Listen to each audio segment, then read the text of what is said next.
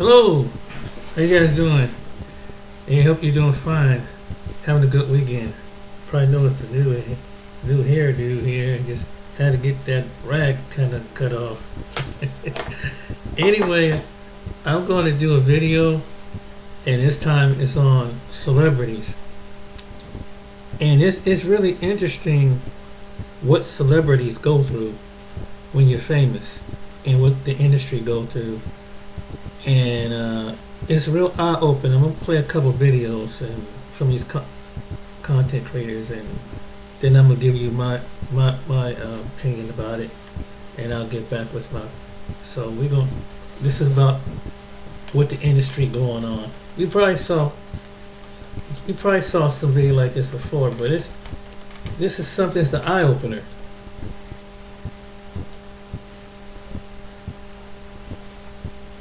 Here we go. Like many other black actors, have had a point in life where they lost everything regardless of how talented they were in their fields. Oh, I lost everything. All my gigs gone.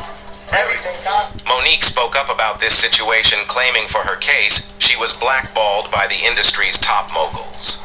Lee Daniels and I had a conversation, and he offered me the role of Cookie. I got a call back from him because I hadn't heard, and that's when he said, "Mama, you've been blackballed." Well, these claims have brought up the question, who are the black actors that have been blackballed in Hollywood? And why? Let's get into it. In the heart of Los Angeles lies Hollywood, a land of dreams where the glimmer of fame and the shadow of obscurity dance in a delicate balance. This world, known for its cinematic splendors and star-studded avenues, is also a realm where the rules are unwritten and the stakes are high. Here, the phenomenon of being blackballed, a term that conjures images of careers halted and opportunities vanished, is a stark reality for many, especially for actors of color. Let's embark on an exploratory journey into the lives of 13 black actors, each with a story that encapsulates the highs and lows of Hollywood. Their experiences, diverse and complex, offer a window into an industry that is as enigmatic as it is influential. These actors, celebrated for their talent and often scrutinized for their choices, represent more than just individual careers. They embody the broader dynamics of race, representation, and resilience in the entertainment world. From Monique's bold stance against industry inequalities to Stacey Dash's controversial political pivot, from Jussie Smollett's dramatic fall from grace to Wesley Snipes' legal battles, each story unfolds against the backdrop of Hollywood's ever-shifting landscape. Will Smith's journey from a beloved actor to a figure of contention, Isaiah Washington's career upheaval following his remarks. To be right off the Heart of Music Row, in the thick of it, in Nashville, studying music business, it gave following his remarks, and Columbus Short's personal struggles impacting his professional life, these narratives are as varied as they are compelling. Each actor's story is a tapestry woven with threads of triumphs and challenges, public victories and private battles. Their experiences shed light on the intricate dance of maintaining fame and integrity in an industry where public perception can change at the speed of light. The narratives of these 13 actors, marked by moments of unparalleled achievement and instances of profound controversy, offer a deeper understanding of the complexities of fame, identity, and artistic expression in the modern entertainment landscape. Monique. Lee Daniels and I had a conversation, and he offered me the role of Cookie. I got a call back from him because I hadn't heard, and that's when he said, "Mama, you've been blackballed." Monique's journey in Hollywood is a compelling narrative of resilience, talent, and defiance against industry norms. Her ascent to stardom was marked by a blend of humor and authenticity, qualities that endeared her to audiences worldwide. Her career reached an extraordinary peak with her Academy Award for Best Supporting Actress for her role in Precious. This achievement was not just a personal triumph, but also a moment of representation for black actresses in Hollywood. However, the aftermath of her Oscar win revealed the complexities and challenges of navigating the entertainment industry. Monique's outspokenness about the inequities she faced, particularly regarding pay disparities and promotional expectations, positioned her in a contentious light within Hollywood circles. Her refusal to campaign for the Oscar without additional compensation was perceived as a breach of the unspoken rules of the industry. This stance, while rooted in a demand for fairness, led to a palpable shift in her career trajectory. Her experience after the Oscar win became a defining moment, highlighting the systemic issues within Hollywood.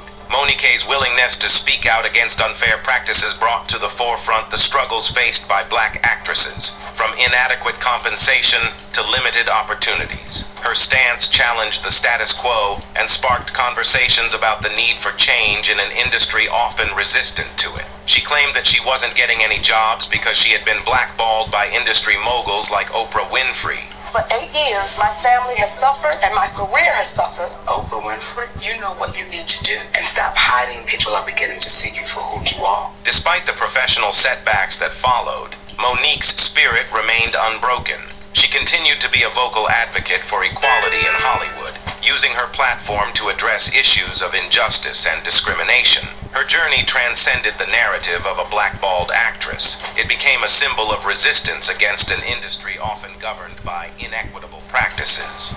Stacey Dash. I cannot wait to help my people out. Happy Black History Month. Stacey Dash's trajectory in Hollywood is a tale of transformation and controversy, illustrating the impact of personal beliefs on a public career. Rising to fame with her role as Dionne in the 1995 teen classic Clueless, Dash became a recognizable face in Hollywood.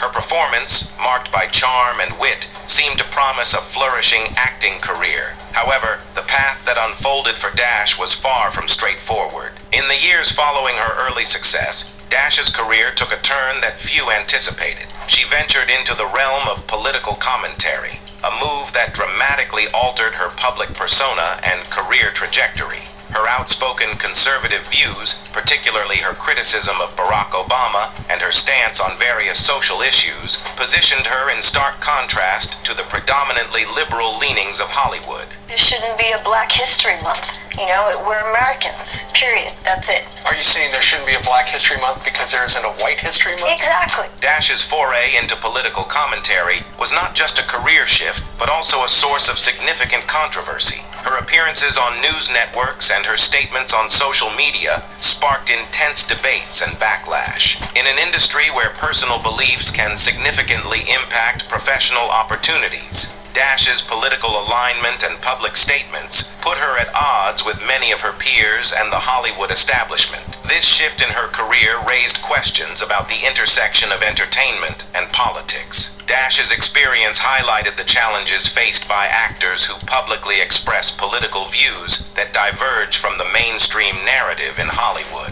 Her story became emblematic of the complexities of navigating a public career in an industry that is as much about image and perception as it is about talent and artistry. Moreover, Dash's journey in Hollywood reflects the broader dynamics of celebrity and political activism.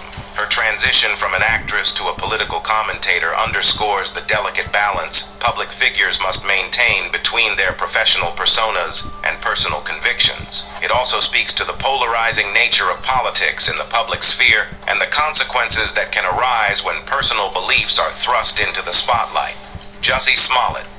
How is this part of you working your way back into Hollywood? And you know, I've never thought of myself as working my way. Well, no. Jussie Smollett's story in Hollywood is a complex narrative of ambition, controversy, and a dramatic fall from grace. His rise to fame was marked by his portrayal of Jamal Lyon on the popular TV series Empire. Smollett's character, an openly gay black man, was groundbreaking and earned him acclaim for both his acting skills and his role in advancing representation on television. However, the trajectory of his...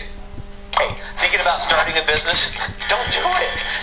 90% of business startups fail. On television. However, the trajectory of his burgeoning career took an unexpected and tumultuous turn. In January 2019, Smollett reported being the victim of a hate crime in Chicago, an incident that quickly captured national attention.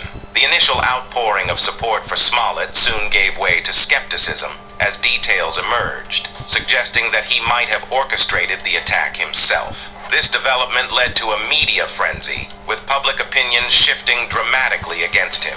You are fined $25,000, which is the maximum fine, and you will spend the first 150 days of your sentence in the Cook County Jail, and that will start today.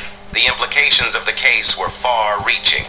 Smollett faced legal battles, including a 16-count indictment for allegedly filing a false police report, which was later dropped and then reinstated in a new indictment. This legal saga not only cast a shadow over his personal reputation, but also raised serious questions about his future in Hollywood. The controversy surrounding Smollett became a subject of intense debate, touching on sensitive issues of race, and the authenticity of hate crime reports. As the legal and media drama unfolded, Smollett's career suffered significant setbacks. He was written out of the final episodes of Empire, and his future projects became uncertain. The incident highlighted the precarious nature of fame in Hollywood and how quickly public perception can shift, impacting an actor's career and standing in the industry. Smollett's case also sparked broader discussions about the responsibilities of public figures and the impact of their actions on their careers and public discourse. His story is a cautionary tale about the consequences of personal decisions in the public eye and the complex interplay between personal identity, public perception, and professional success in Hollywood. In the wake of the controversy, Smollett's career and reputation remain in a state of uncertainty. His story is not just about the alleged incident, but also about the challenges of navigating fame and controversy in an industry where the line between personal and professional life is often blurred. Wesley Snipes.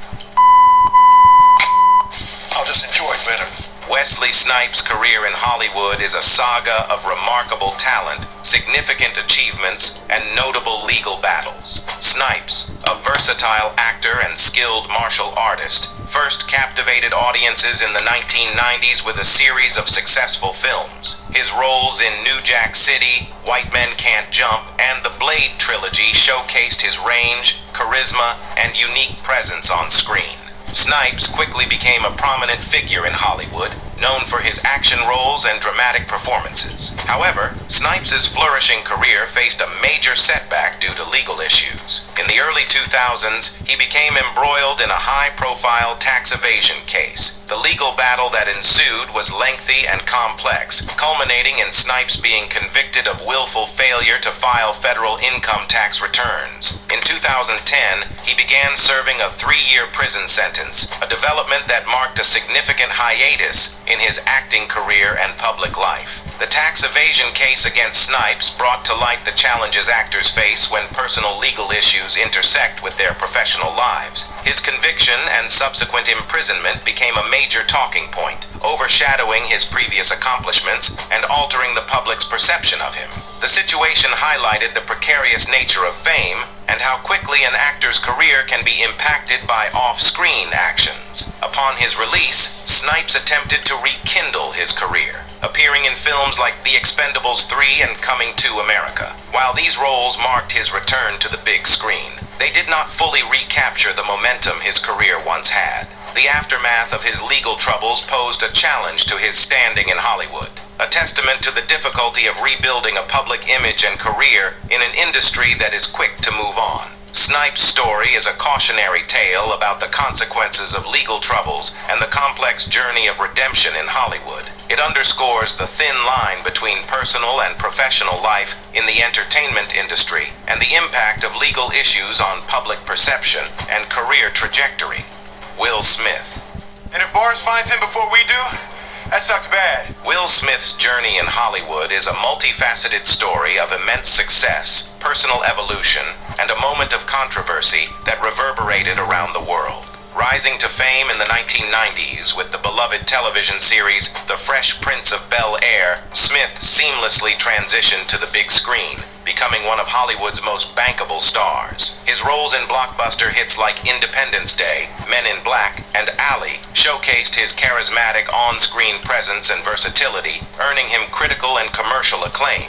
Smith's career trajectory seemed to embody the Hollywood dream, marked by a series of successes that solidified his status as a global superstar. However, his journey took an unexpected turn at the 2022 Academy Awards. In a moment that shocked audiences worldwide, Smith confronted and slapped comedian Chris Rock on stage, a response to a joke made by Rock about Smith's wife, Jada Pinkett Smith. This incident, broadcast live to millions, instantly became a subject of intense public scrutiny and debate.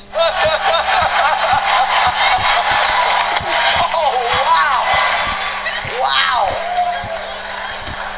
Will Smith just smacked the shit out of me. The repercussions of this event were immediate and significant. Smith faced widespread criticism for his actions, which were seen as unprofessional and damaging to his public image. The incident sparked a broader conversation about decorum, respect, and the boundaries of humor and personal conduct in public settings. In the aftermath, Smith resigned from the Academy of Motion Picture Arts and Sciences and faced a ban from attending Academy events for 10 years. This incident highlighted the fragile nature of public perception and the impact of personal conduct on a professional career in Hollywood. Smith, who had maintained a largely positive public image throughout his career, found himself at the center of a controversy that called into question his judgment and professionalism. The event also underscored the intense scrutiny faced by public figures and the high stakes of their actions in the public eye. Isaiah Washington.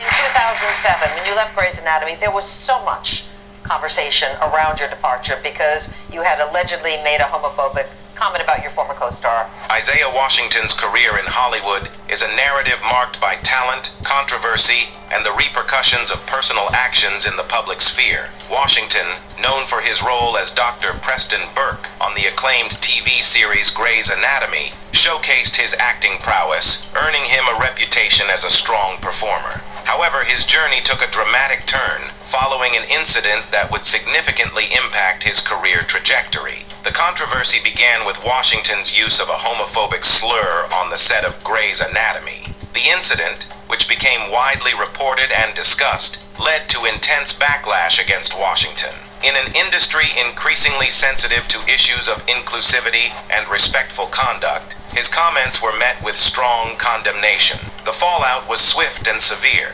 Washington's contract with Grey's Anatomy was not renewed, marking a sudden and stark decline in his professional journey. Washington's experience in Hollywood following the incident highlights the complex interplay. The reason I put lead generation on a license plate of the Lamborghini is it's still today, since 2019 when I got this car. Incident highlights the complex interplay between personal beliefs, public behavior, and professional opportunities. His remarks, which he publicly apologized for, nonetheless cast a long shadow over his career. Post Grey's Anatomy, Washington found it challenging to secure roles of similar prominence, a testament to the lasting impact of controversies in the public eye. Moreover, Washington's story raises important questions about redemption and second chances in Hollywood. The entertainment industry, while often priding itself on progressiveness and tolerance, also grapples with how to respond to the personal failings of its stars. Washington's journey is reflective of this dilemma, illustrating the challenges actors face in rebuilding their careers and reputations following public controversies. In the years that followed, Washington attempted to navigate a path forward, taking on roles in smaller projects and speaking out about his experiences and perspectives on the incident. His story is not just about the consequences of a moment of indiscretion, but also about the broader themes of accountability, redemption, and the ongoing struggle for personal and professional rehabilitation in Hollywood. Columbus Short. It is bittersweet, man. That is exactly the way to call it. I think it's bittersweet. But I did love what I did on Scandal, you know what I mean?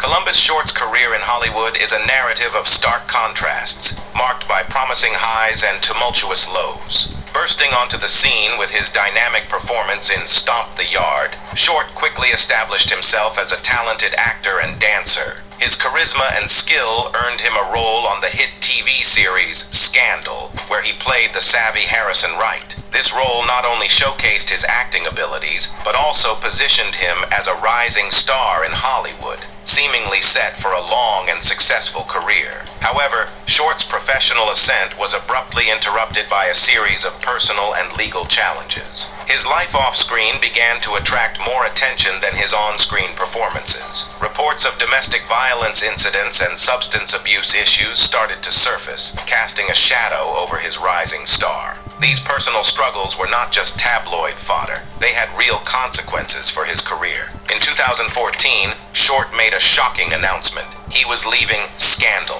This departure was a significant blow to his career. The show had been a critical and commercial success, and his role was a fan favorite. Leaving Scandal meant not only losing a steady job, but also stepping away from a platform that had significantly raised his profile. The aftermath of his departure from Scandal was a testament to how quickly fortunes can change in Hollywood. Roles that were once readily offered to him became scarce, and his presence in the industry waned. Short Story is a vivid illustration of the delicate balance between personal life and public image in Hollywood. In an industry where perception can be as important as talent, personal missteps can have far-reaching impacts on an actor's career. In the years following his exit from Scandal, Short has worked to address his personal issues and find his footing again in the industry. His journey is reflective of the challenges many actors face in navigating the complexities of personal life while living in the public eye. It highlights the themes of resilience and redemption,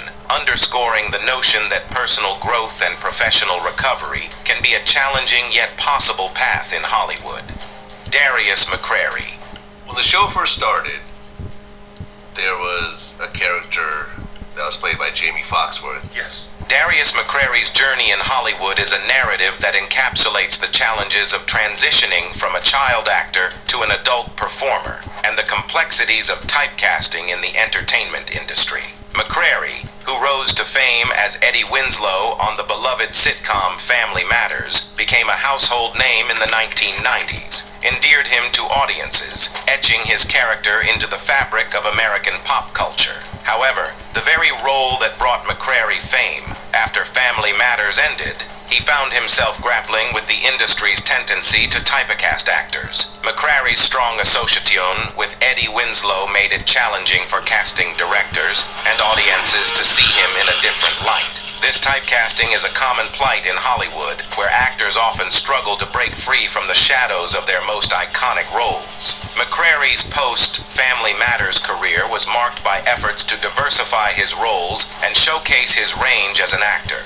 He appeared in a variety of projects, from television shows to films, but often found himself in roles that did not match the prominence or impact of Eddie Winslow. This struggle highlights a broader issue faced by many actors, particularly those who achieve fame at a young age: the difficulty of navigating the transition to more mature roles and escaping the pigeonhole of past characters. Moreover, McCrary's journey sheds light on the challenges of sustaining a long-term career in Hollywood. The industry, with its constant influx of new talent and changing trends, can be unforgiving to actors attempting to evolve or reinvent themselves. McCrary's experience underscores the relentless pace of the entertainment world and the need for continuous adaptation and reinvention. In recent years, McCrary has continued to work in the industry, taking on roles in various productions and exploring other artistic avenues. His persistence in the face of typecasting and the challenges of transitioning from a child actor to an adult performer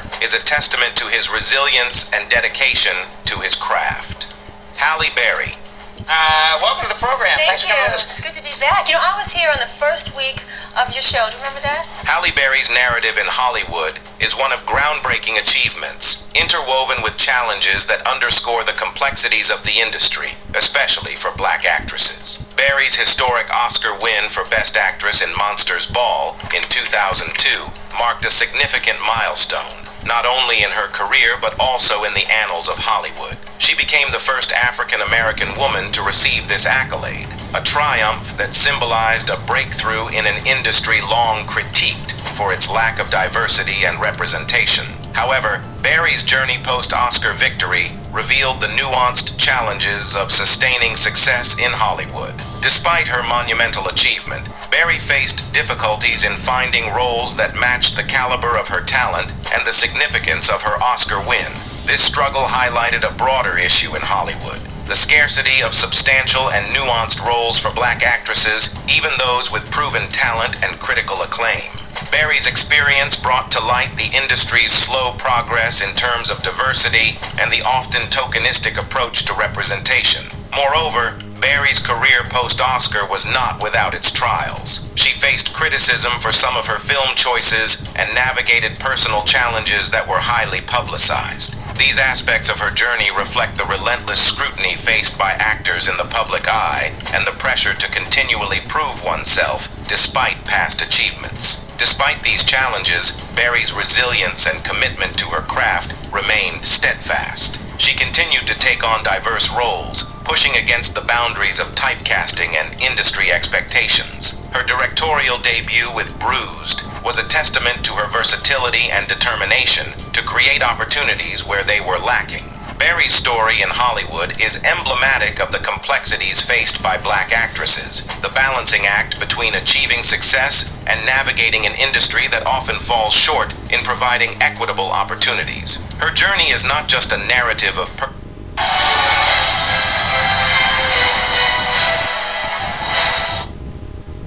And the model is the minimum investment for somebody, as I read it, is $100. That's correct. Yep, $100. So if you have $100, you could be 20 years. Actor, director, and former football player Carl Weathers has passed away. Weathers is best known for his roles in Rocky, Predator, and Happy Gilmore. Weathers' manager says he died peacefully in his home. He had recently turned 76 years old.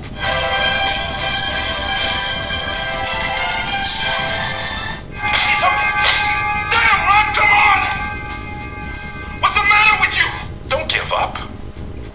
You know, you have to walk into every battle in your life, and every moment is a battle with some force. So, when you think about the golden era of action figures lighting up the big screen, Carl Weathers always stood out as not just a powerhouse in the muscles department, but also one of the coolest and smartest dudes out there. I mean, the guy had a heart and brain as massive as those biceps, which, let's be real, were seriously impressive. Back in the day, he was right there in the mix of 1980s action cinema, rolling alongside and often teaming up with heavyweights like Sylvester Stallone and Arnold Schwarzenegger. Before he became our beloved on-screen hero, Weathers was a linebacker for the Oakland Raiders, bringing that real-life toughness to the characters he portrayed. From duking it out with Rocky in the boxing ring to facing off against a menacing predator in the jungle, he carved his niche as a larger-than-life figure in celluloid. And hey, let's not forget he even found his way into the Star Wars universe later on in life. But here's the kicker. Despite all the success, some folks out there think Hollywood didn't give Weathers the roles he truly deserved. Yeah, you heard it right. There's this sentiment that he didn't quite make it to the top tier of actors like his buddies Stallone and Schwarzenegger did. It's like Hollywood didn't fully recognize the incredible talent he brought to the table.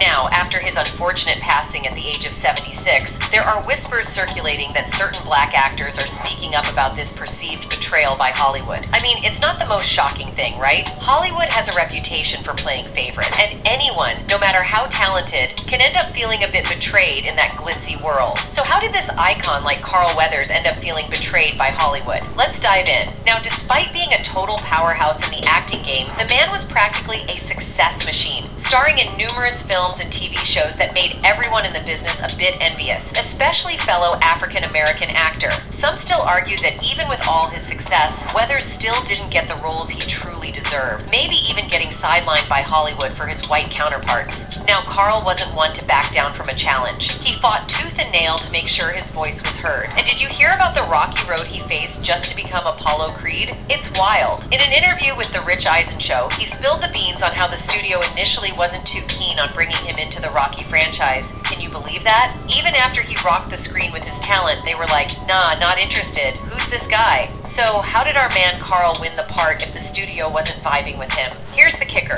He straight up insulted Sylvester Stallone during their reading of the script. Yep, you heard it right. Weathers dropped a comment that was so Apollo Creed-esque that Stallone couldn't ignore it. In an interview with The Hollywood Reporter, Stallone spilled the beans, saying Weathers' remark felt so authentic to the character that he just had to cast him. Carl spilled the beans, saying, "We read through the scene, and at the end of it, I didn't feel like it had really sailed, that the scene had sailed, and they were quiet, and there was this moment of awkwardness, I felt anyway. So I just blurted out, I could do a lot better if you got me a real actor to work with." He straight up dissed the star of the movie, Sylvester Stallone, without even realizing it. Now here's where it gets crazy. Stallone, being the mastermind behind the script, knew exactly how each character should come off on the screen. Instead of getting offended, he was pleased with Weathers' bold and arrogant responses. He thought, this dude is the perfect fit for Apollo Creed. So our man Carl unintentionally disrespected Rocky himself. But little did he know, that outburst was exactly what Stallone believed exemplified the swagger of Apollo Creed.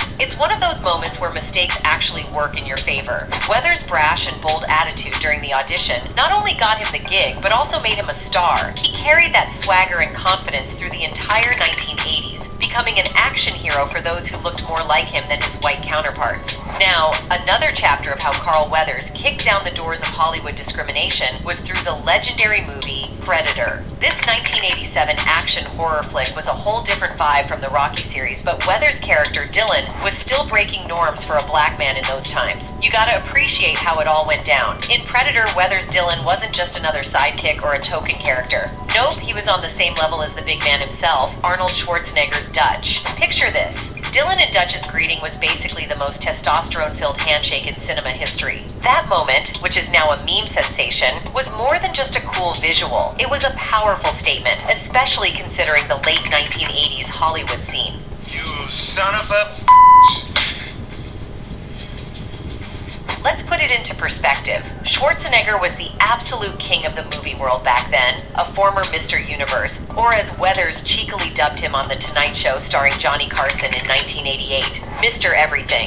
And here's the kicker. Arnie rarely, if ever, found his match on screen. I mean, the dude lifted a tree trunk and carried it like a bag of groceries in Commando. But then came Predator, and director John McTiernan flipped the script. Weathers' character in Predator, Dylan, wasn't just there to play second fiddle. He got the same respect typically reserved for the action figures Schwarzenegger usually played. Even when Dylan loses the levitated arm wrestling match in that famous scene, the implication is that it's only because his new CIA desk job softened him up a little. It was like a cinematic revolution, breaking stereotypes and giving Weathers the spotlight he rightfully deserved. Predator turned into a game changer, proving that Weathers could stand toe-to-toe with the biggest star on the planet, both on and off screen. But here's the deal. Some folks are scratching their heads wondering why Weathers didn't become a top-tier black actor akin to the legendary Denzel. I mean, think about it. Weathers had the perfect launch.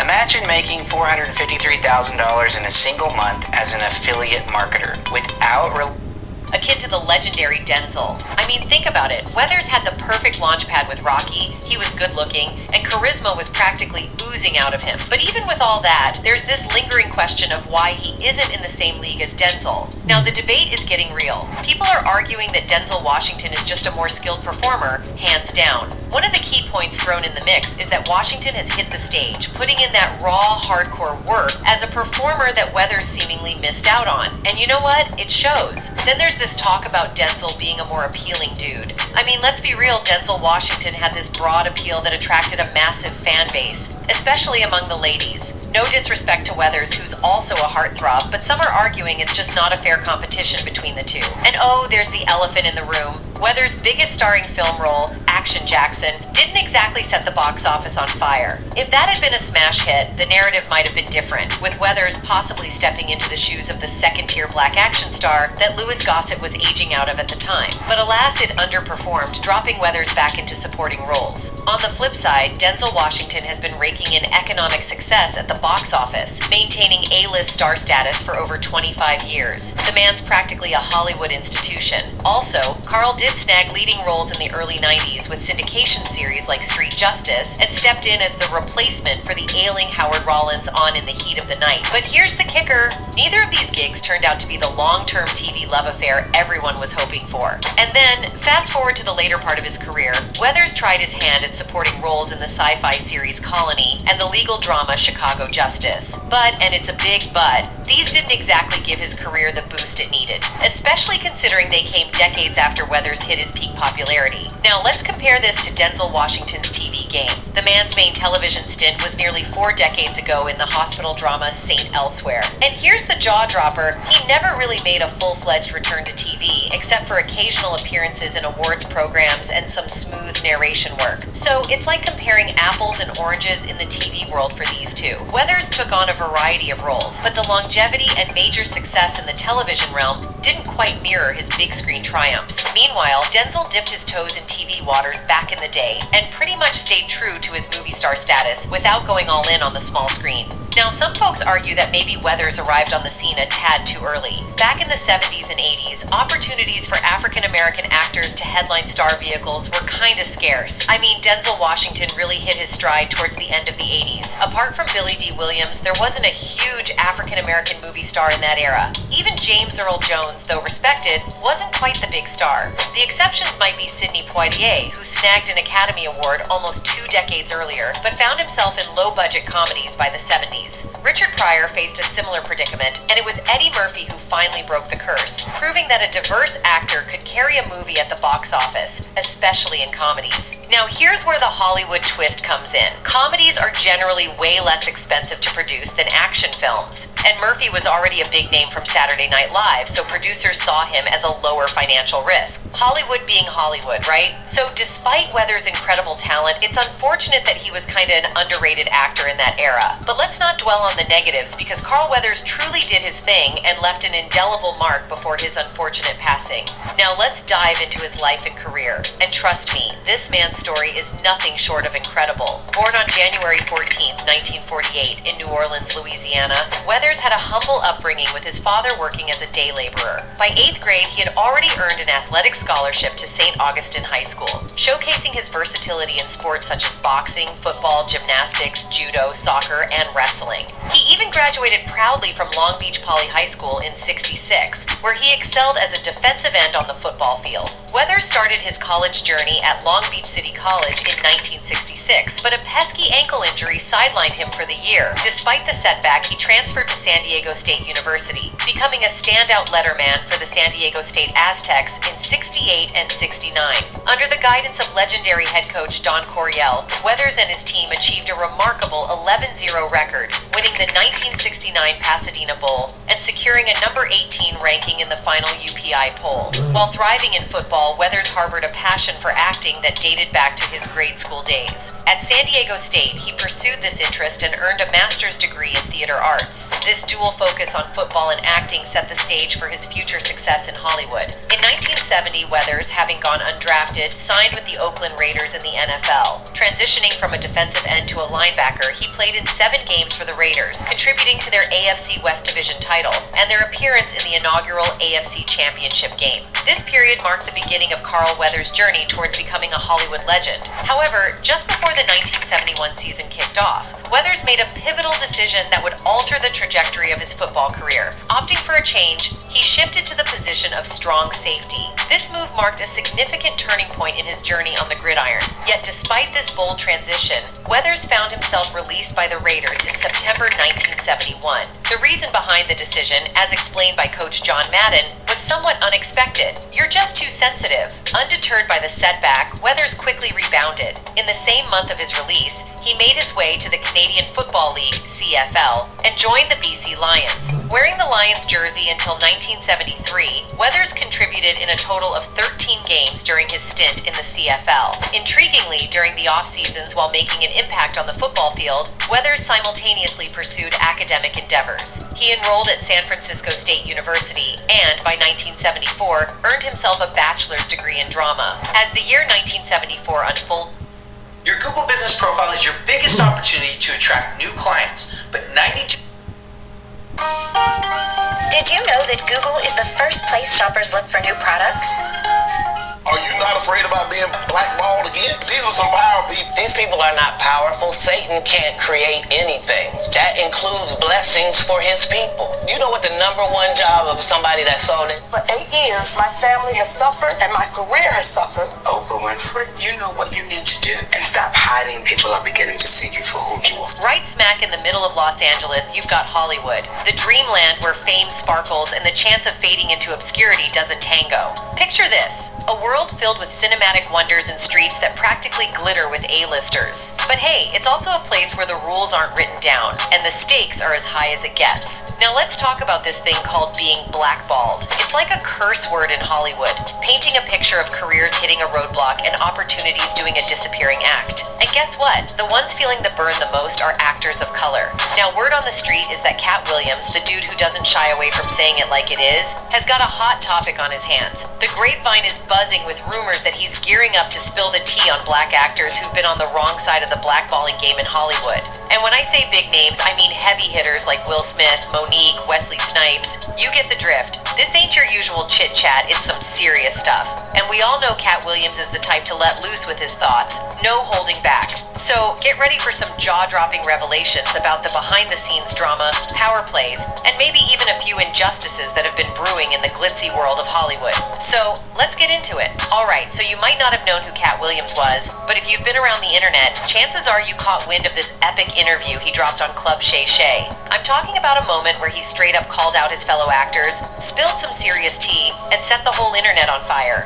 Like, we're talking over 50 million views on YouTube. It was that big. Now here's the deal. Whether you buy into what Cat was throwing down or not, there's this whole buzz that some of the stuff he said came from a place of real pain. See, Cat's not just a comedian, he's also been in the Hollywood game himself. And let's be real, navigating Tinseltown is no cakewalk, especially if you're not willing to do some of the shady stuff they say you gotta do to hit the big leagues. So Cat, being the no-filter guy he is, went all out, calling out his peers who supposedly took the dark path to success. Now the word on the street is that he's gearing up to spill the beans on black actors who went against the Hollywood flow, who didn't play by the rules and as a result found themselves on the receiving end of a good old blackballing. Alright, let's zoom in on the first person on this alleged list, Monique. Yep, the Oscar-winning actress is supposedly one of those who didn't toe the line that Hollywood wanted. Monique spent over a decade calling out Lee Daniels, Oprah Winfrey, and Tyler Perry, claiming they worked together to blackball her for not doing promotional press for the 2009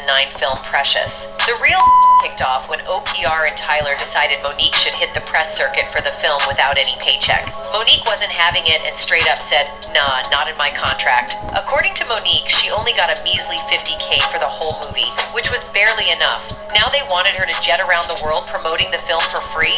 Not on Monique's watch. But Oprah and Tyler didn't take her refusal well at all. Instead, they started trashing her reputation in the industry, spinning a narrative about her being difficult to work with. Monique spilled the tea saying Tyler Perry told her, "You may want to consider promoting this film, because if you get nominated for an Oscar, your next film is $3 to $5 million. And if you win it, your next film is $6 to $8 million. Monique was like, "Hold up, I'm a black woman. Where are they paying those salaries, brother?" She straight up told Tyler, "I can't work for free. I've done what I was supposed to do. I can't go overseas and do this for free." Their back and forth continued, with Tyler saying he doesn't believe in giving money away for free, and Monique firing back, "I don't believe in working for free. So we on the same page?" It's a classic case of clash in values, and Monique wasn't backing down. He goes on about his spill, I said, well, listen, you can write me the check for me to go overseas. I don't care where the money comes from, but I'm not going to do it for free. He says, well, I don't believe in giving money away for free.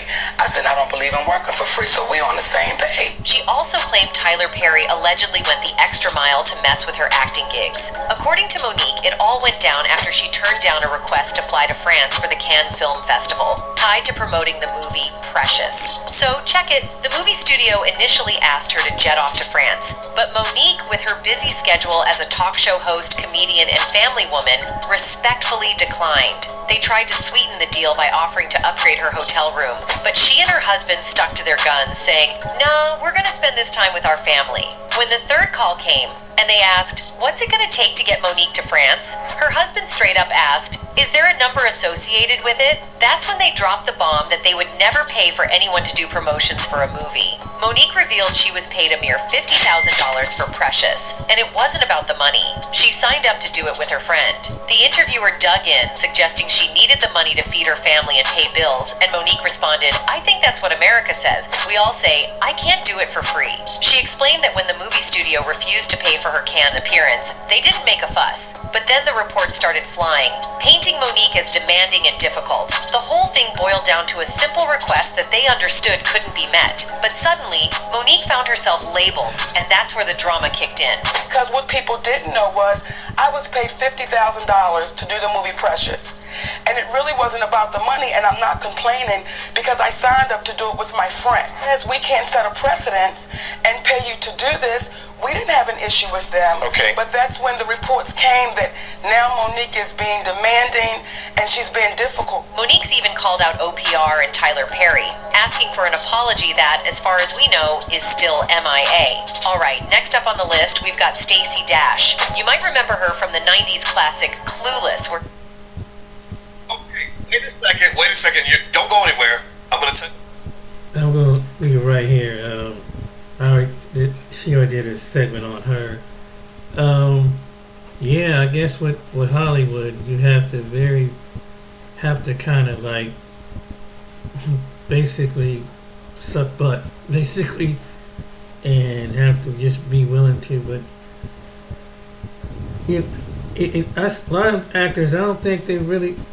Some of them have good reason to complain because, number one, once you have to have a publicist, you have to have an agent, and then each time you get taxed for whatever you get, and then however much you get out of it, you probably don't really have enough just to cover your personal expenses and everything.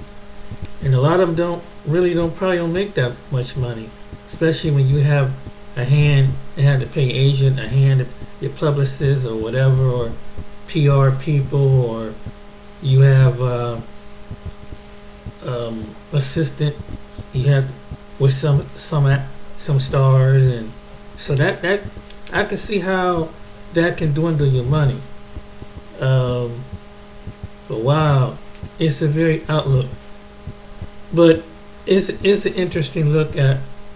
I mean, there are white actors being blackballed too, but it's interesting how black actors really get blackballed, and then you see a lot of time, a lot of people leave Hollywood and leave that because it's too much, and some of it I can imagine how much it is from even what people do. If in order to get the fame, you have to pay a price, and in some cases, and have to do stuff that you don't want to do in order to reach that certain level, and it's crazy. I don't see basically you have to deny a little bit of yourself in order to fit into their world and do certain rituals and everything. But if you want to make that money, you literally, I've heard actors say this, you literally have to sell your soul. But I don't think it's worth selling your soul for that. Because once you sell your soul, you don't know. The minute you sign the contract, you can not wake up the next day, passed away in your sleep or something. Now you know, and that's pretty much what it is. But there's a lot of things going on in that place out there. I wouldn't, man. You know how I started thinking about acting when I was doing theater during that time. I was doing community theater, and seeing I could move up to local theater, and even trying to see if you can get it at the time, getting some movie productions just to get your feet wet, but just to see you can come up. But it's just, after hearing some what them celebrities go through, once you hit that level in success, I'm good.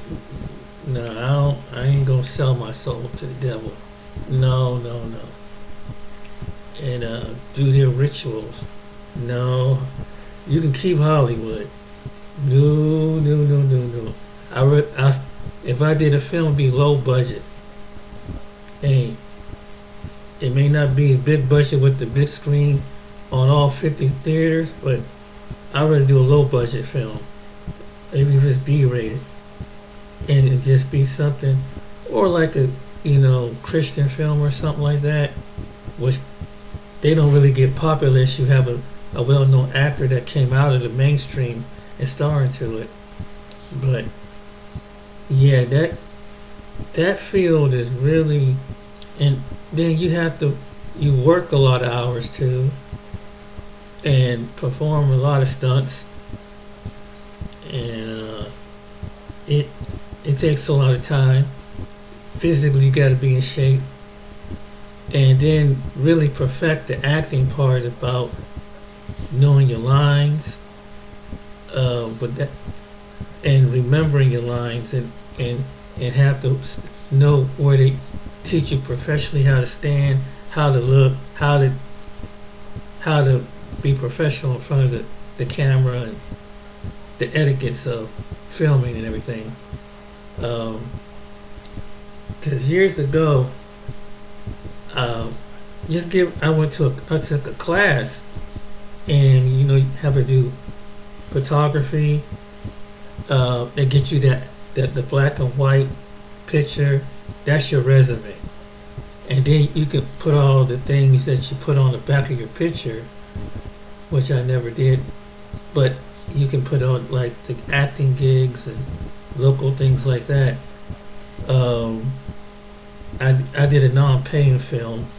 I played a silly kind of homeless bum, and when I did theater, I did like community theater, nothing really big, but just have a little branch and stuff. And that was a time it really opened up my eyes in it. And I did community theater in Cincinnati, one little place in Cincinnati, another place where I'm originally from, near Youngstown.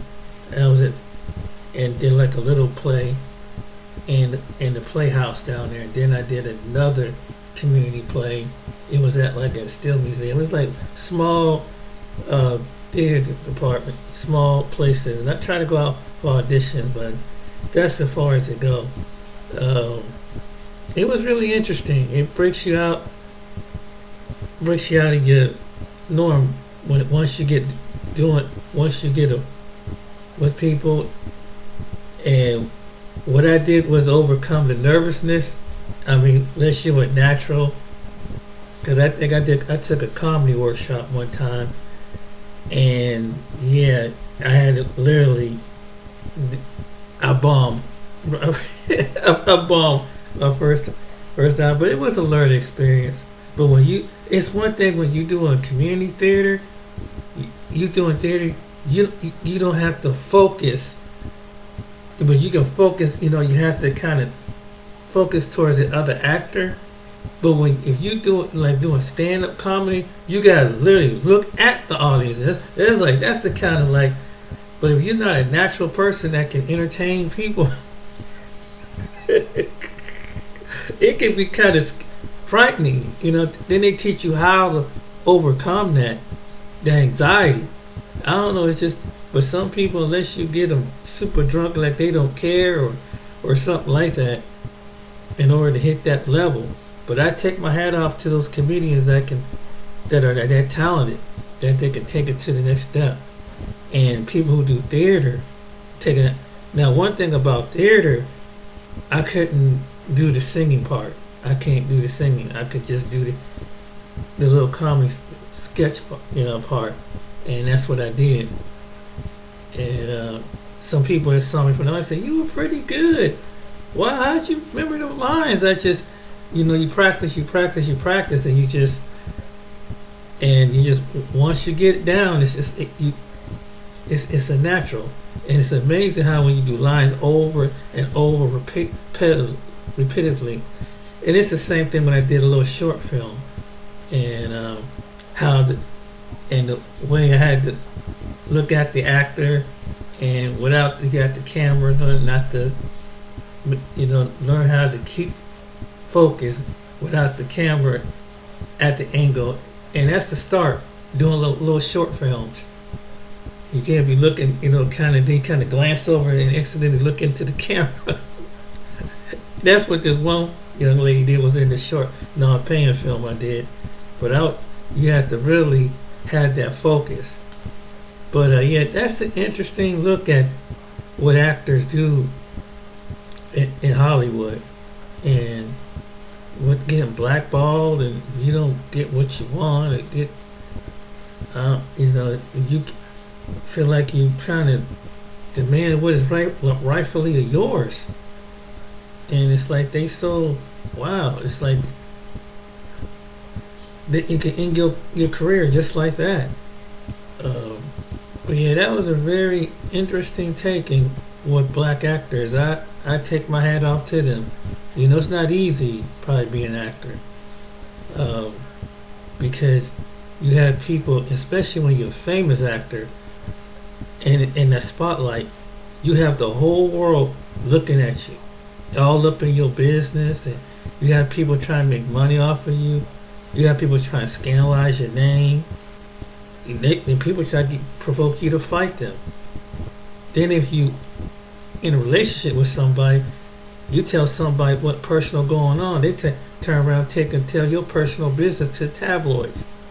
So, and it's all over the news, and then people are just scandalous. It's like, wow, And then people close to you say, "Did you see what they wrote about you in the paper?" And It's like, wow, people lie on you, and people try to blackmail you.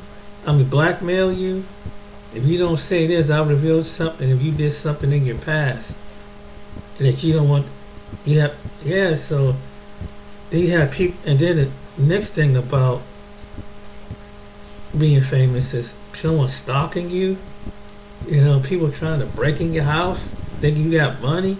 So you got to be careful where you live, especially out there in California, and probably even New York now. But stars have to have bodyguards, and I see why, because you got some nutty people out here that will definitely that's some mental issues. But yeah, it's not what it's all cracked up to be. When I was young, like, man, I would love to be on TV. Seeing what some of the biography and documentary have gone through. Nah, that was years ago, like 25, 30 years ago. But nah, I don't want to be, no. And then something happened to a family member mysteriously, and no. Nope. I'm good. Happen to you, and dig up your past, and then you have people, everybody know your business. You couldn't literally be at peace, especially here in the States. Because somebody going to write something about you or make something about you. Now everybody in the world, in your town, know your business. And it's just that then you get ridiculed. It ain't easy being in the spotlight. They can have it, I mean, it's one thing if you be real popular on social media. It's another thing you get popular in mainstream media. So, I just wanted to make a video, but that was very interesting look on the different black celebrities. And there's other celebrities too, but I do. White celebrities have been blackballed from Hollywood. I've seen some articles on that, but basically, being an African American celebrity, he's only give you a small portion of it. But anyway, so I hope you liked the video and the intriguing look. And if you decide to become famous for music, arts, whatever, and you hit that level, at least you have an idea what it takes to get to the top. So I hope this enlightens, and I hope there's really good luck if you do, but know that there's a cost to be paid. Alright then, ladies and gentlemen, be blessed. See y'all next time. See you on the next video.